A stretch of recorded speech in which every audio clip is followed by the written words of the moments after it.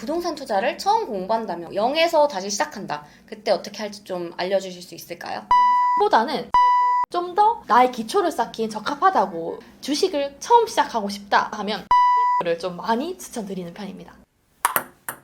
네, 안녕하세요. 오늘은 되게 멋있는 게스트분을 제가 초대를 했습니다. 20대 때부터 1억을 모으시고 직장인인데 그리고 내 집 마련까지 성공을 하신 스콩님을 모셔봤는데요. 오늘 재테크 쪽에 대해서 되게 많이 말씀을 해주실 수 있을 것 같아요.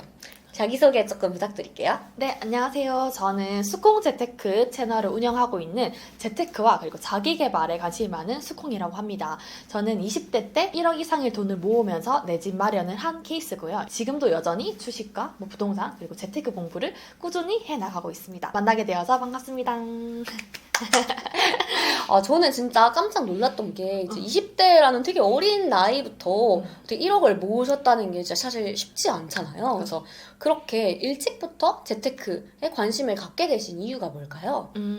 저는 예전에는 사회초년생 때만 해도 제가 이렇게 꾸준히만 번다면 크게 상관이 없을 줄 알았어요. 절대 이렇게 월급만으로는 부자가 되거나 자산을 일구거나 풍요롭게 사시는 분들이 없다는 걸 알게 되면서 아, 내가 이렇게 살면 안 되겠구나 라는 생각이 들고 내가 이 월급 연봉이 영원하다고 착각을 하고 있었던 거죠. 아, 내가 노후에도 행복하려면 그리고 노후에 내가 원하는 사람들과 원하는 곳에서 내가 원하는 일을 하고 싶으려면 재테크라는 것이 어쩜 필수겠구나 라는 생각이 들어서 그때부터 좀 재테크에 좀 집착 아닌 집착을 하게 됐던 것 같아요.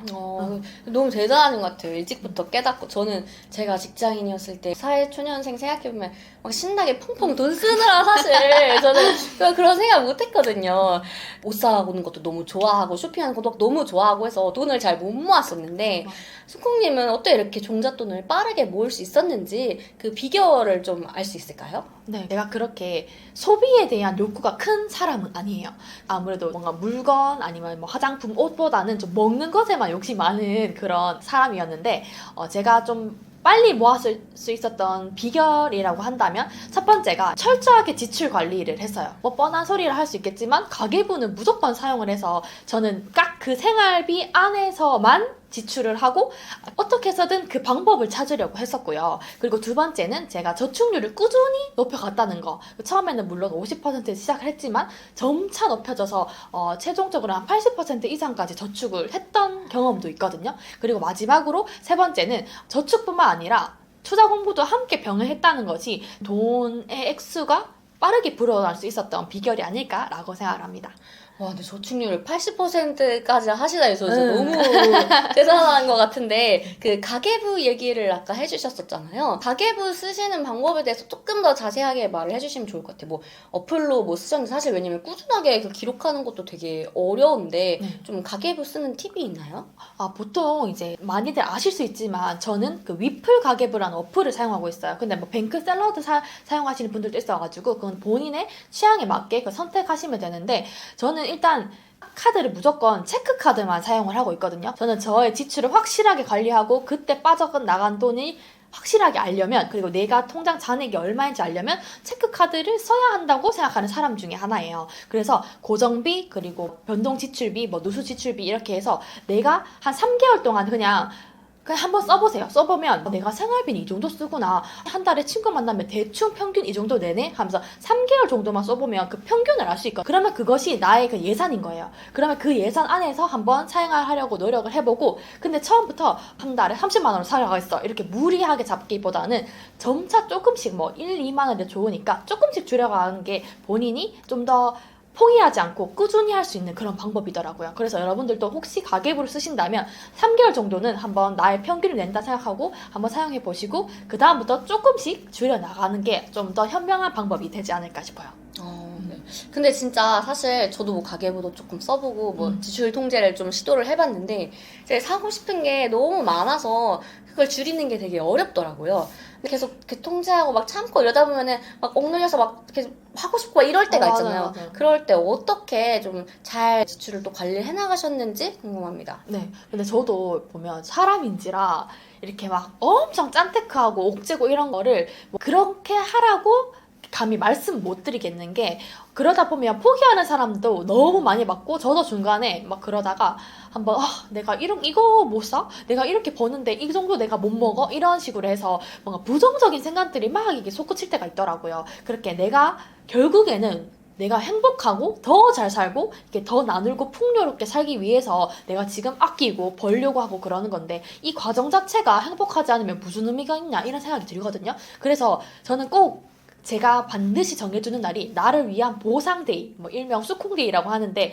한두 달, 뭐 저는 요즘은 한 두세 달로 잡고 있는데 한 번 정도는 내가 원하는 걸 사고 내가 먹고 싶은 걸 먹고 이렇게 내가 할 수 있는 날을 정해주는 게 반드시 필요하다고 생각을 해요. 그러면 이 돈 어디서 나느냐라고 질문하실 수 있겠는데 한 달에 아니면 뭐 한두 달에 5만 원 아니면 뭐 7만 원 이렇게 꼭 그 돈을 따로 다른 통장에 입금을 해두는 편이거든요. 그러고 난 다음에 그 보상데이에 저를 위한 선물을 꼭 가지고 있어요. 그래서 여러분들도 너무 옥죄면서 한다기보다는 나를 위해서 내가 행복하기 위해서 사는 거니까 보상데이 나를 위해 내가 선물하는 날은 꼭 있었으면 좋겠다는 말씀 꼭 드리고 싶어요.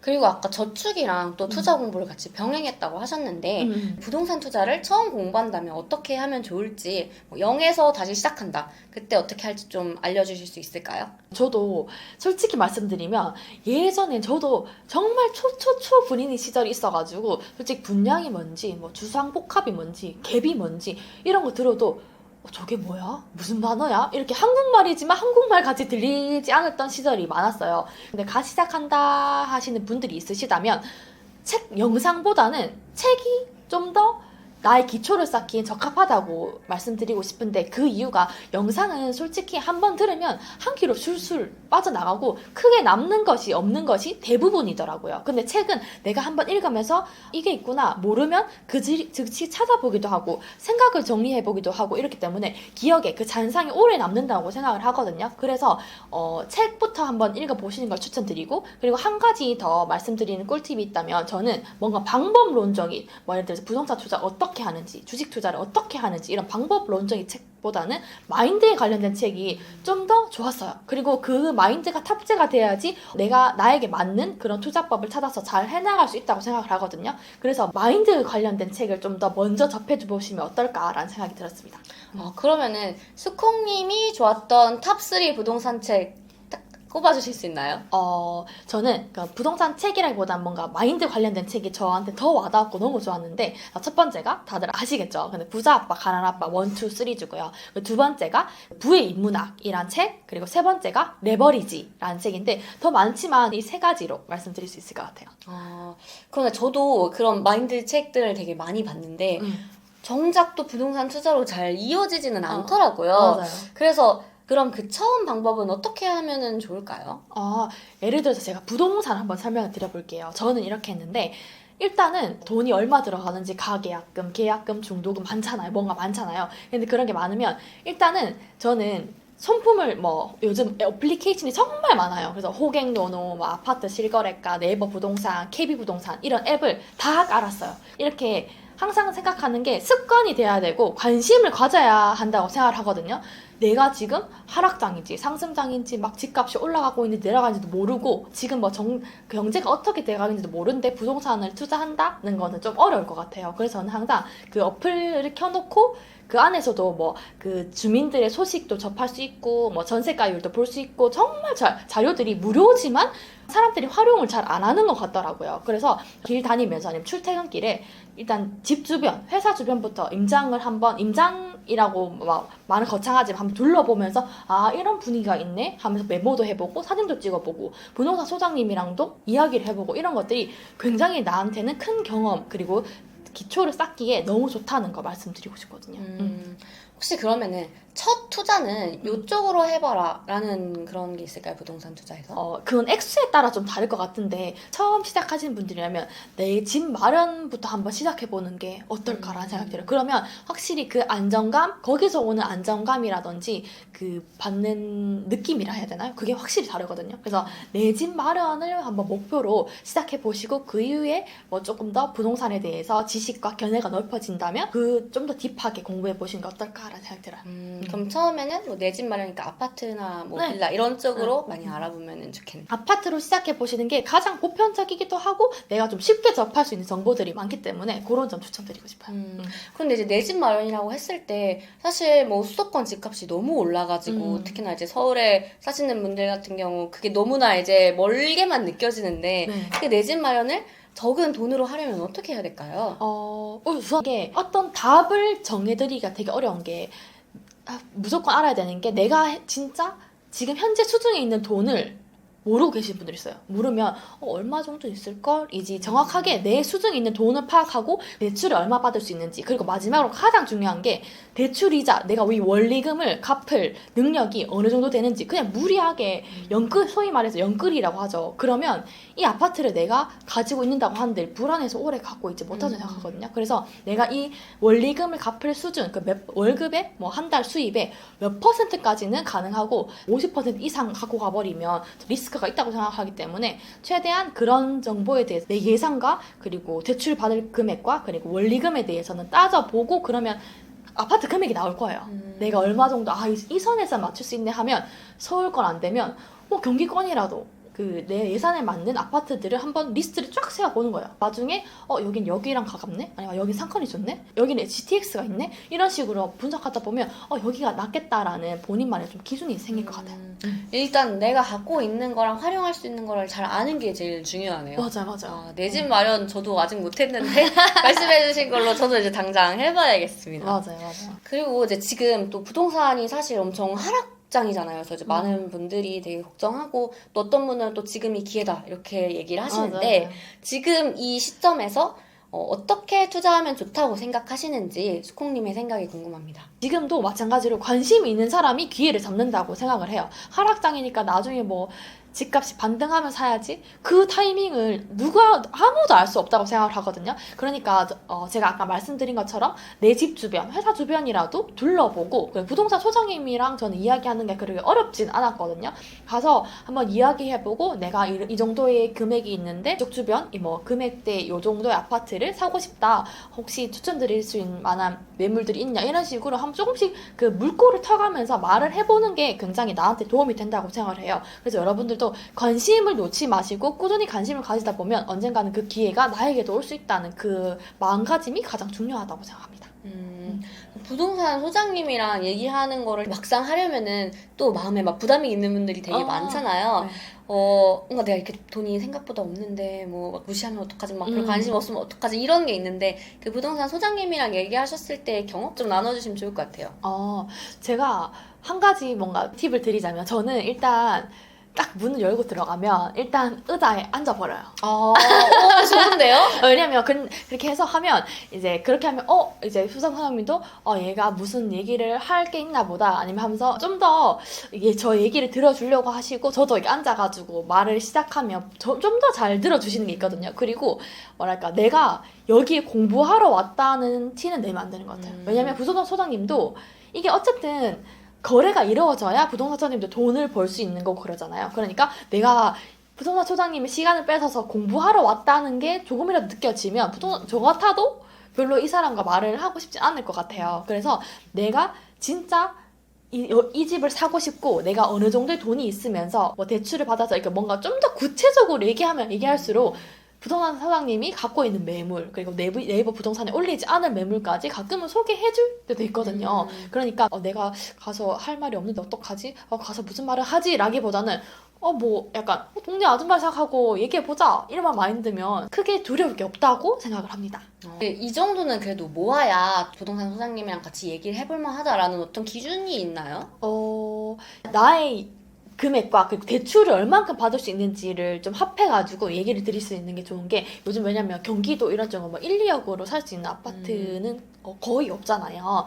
그러다 보니까 내가 지금 현재 수중에 어느 정도 돈이 있고 대출을 받으면 이 정도 된다. 근데 그리고 나서 가장 중요한 포인트는 내가 이 집을 꼭 사고 싶다, 살려 한다는 그 뭔가 마인드라든지 아니면 마음을 표출해 주는 게, 이 수강님도 이 손님한테 내가 거래를 할 수 있겠는데 하면서 좀 더 마음이 움직인다 해야 되나요? 그렇기 때문에 신혼부부든 아니면 모아서 남편과 합하면 이 정도 돈이 있고 대출 받으면 이 정도인데, 혹시 요 금액대 아파트 추천해 줄 수 있나요? 뭐 1층이라도 상관없어요 라든지 좀 더 구체적으로 얘기하면 얘기할수록 부동산 소장님의 입에서 좋은 이야기가 많이 나올 것이다 라는 거. 네.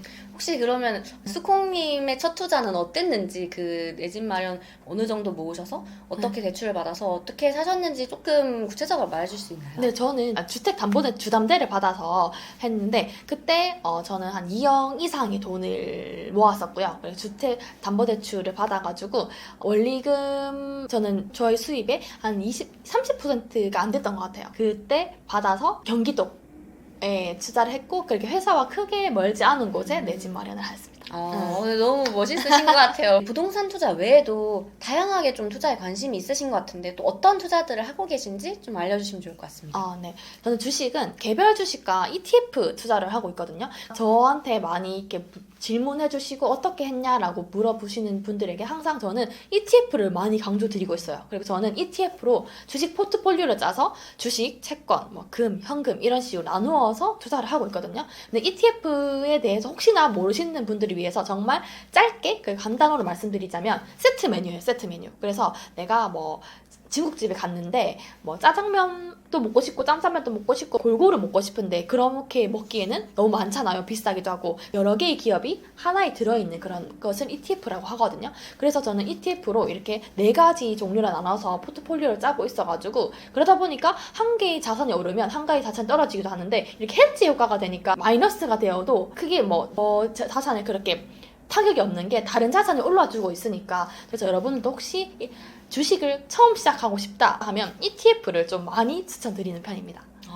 그러면은 수콩님의 재테크의 그 여정이 제가 좀 궁금한데요. 그럼 일단은 종잣돈을 먼저 이제 이 짠테크로 모으시고 그 다음에 그거를 이제 주식을 같이 병행하시면서 현금을 좀 불리신 다음에 그 다음 이제 부동산 내 집 마련 이렇게 투자를 하신 건가요? 그죠. 저도 처음에는 오로지 예금 적금만 하다가 그 비중을 조금씩 주식으로 옮겨갔어요. 그러다 보니까 자산의 상승 속도가 조금씩 빨라졌고 그래서 계속 병행을 하면서 주식 비중을 조금씩 더 늘리고 나중에는 그 돈으로 이제 내 집 마련을 한 케이스입니다. 뭔가 어떻게 보면 되게 딱 그 정석 루트네요. 맞아. 직장인에서 이제 재테크하는. 네. 그리고 가장 중요한 게 전 투자하면서 그런 불안하지 않는 마인드를 생각하거든요. 솔직히 저는 한 달에 딱 저의 금융데이 이외에는 주식 창을 보지도 않고 들어가지도 않아요.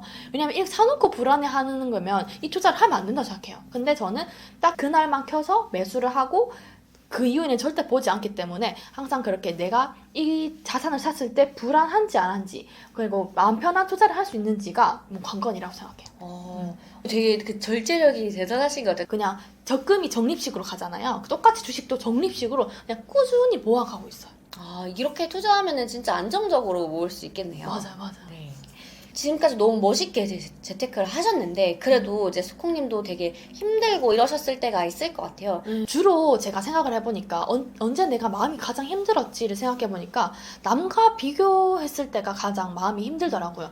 나는 이렇게 생활하고 있는데 쟤들은 저렇게 좋은 곳 가서 좋은 거 먹고 이렇게 막 좋은 물건 가지고 저렇게 살고 있네 하면서 비교를 하게 되니까 너무 힘든 거예요. 그럴 때 저는 좀 SNS를 멀리 하는 방법을 좀 더 추천드리고 왜냐면 저는 그 SNS에 보이는 삶은 그 반짝이는 딱 한순간을 표현한다고 생각을 하거든요. 그게 그 사람이 전부라고 생각을 절대 안 하기 때문에 SNS 조금 더 멀리하고 그리고 나를 위해서 아까 말씀드린 보상데이를 반드시 갖는 게 필요하다고 생각을 하고요. 그리고 저는 매일 밤마다 감정일기를 쓰고 있어요. 내가 왜 힘든지 그리고 내가 왜 이런 기분이 들었는지를 한번 곰곰이 생각하다 보면 내가 이런 걸 싫어하는 사람이구나. 내가 이럴 때마다 많이 힘들구나 하면서 그 공통된 포인트들이 있더라고요. 안 적었을 때 몰랐어요. 그냥 맨날 남을 탓하고 상황을 탓하고 이랬는데 이제는 이 부정적인 마인드가 어디서 오는지를 알면 이걸 해결할 수 있는 방법은 뭐지가 생각이 되거든요. 그러면서 좀 더 감정 일기를 쓰는 것이 중요하다 생각하고 그리고 마지막으로 3번째가 저는 환경이 중요하다 생각하는데 이렇게 체인지나님을 만나든지 다른 이렇게 나보다 더 잘 살고 있는 더 잘 되고 있는 아니면 다른 분야에서 두각을 내고 있는 분들을 만나보면서 저 사람들의 이야기를 들어보면 그렇게 강한 동기부여가 되더라고요. 그래서 저는 오늘도 이렇게 체인지나님 만난 게 되게 저한테는 의미 있는 일이라고 생각을 하거든요. 이렇게 환경을 세팅해 보는 것도 나의 극복법이 될 수 있다고 생각해요. 저도 수콩님 말씀 들으면서 되게 많이 공감이 갔어요, 사실. 감정일기도 저도 그런 글쓰기를 매일 하고 있어서 너무 도움을 많이 받고 있다 보니까, 여러분들도 꼭 자기만의 시간을 갖고 글을 쓰는 그런 시간을 가지면 너무 좋을 것 같아요. 맞아요.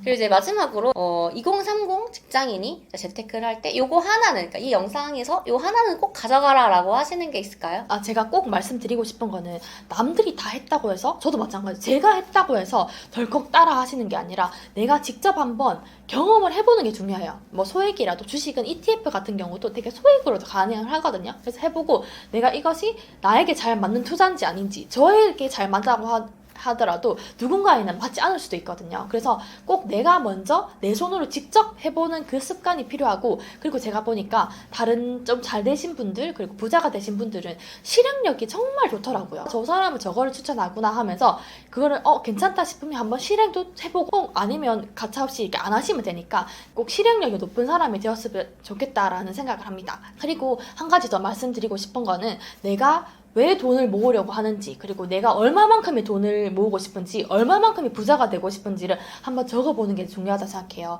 왜냐면 제가 예전에 한번 현타와 그런 시간 낭비, 돈 낭비를 많이 했던 그 시간이 있었는데, 그때 그 이유를 한번 살펴보니까 저는 단지 돈 목표였더라고요. 나 1억 모을래. 나 1억 5천원 모을래. 5천만 원 모을래. 이렇게 돈 목표니까 그 돈 목표를 달성하고 그 다음에 뭘 해야 될지 굉장히 힘들었어요. 내가 왜 이 돈을 모으고 싶고 이 돈 모으고 뭘 하고 싶은지를 한번 꼭 생각하고 난 다음에 돈과 그리고 재테크 공부를 시작하셨으면 좋겠다라는 말씀 드리고 싶습니다. 너무 좋은 말씀이에요. 그래서 스콩님의 앞으로의 꿈과 포부 밝혀주시면 좋을 것 같아요. 네, 저는 저의 꿈이라고 있다면 부동산이든 자산이든 그 어떤 것이라도 적금식으로 계속 이렇게 꾸준히 모아가고 싶어요. 그래서 나중에 좀 이렇게 자산이 제가 차곡차곡 모이다 보면 그것들이 또 자라가지고 큰 수확이 될 수 있다고 생각을 하거든요. 내가 원하는 사람들과 원하는 공간에서 원하는 일을 하고 싶은 것이 저의 가장 큰 목표이자 행복이라고 말씀드릴 수 있을 것 같아요. 뭔가 수콩님도 조만간 퇴사를 하실 것 같은 그런 느낌이 드네요. 네. 오늘 출연해주셔서 너무 좋은 말씀 많이 들었고요. 네, 앞으로의 수콩님의 부자 되시는 길도 응원을 합니다. 네, 감사합니다. 감사합니다. 부자 되세요.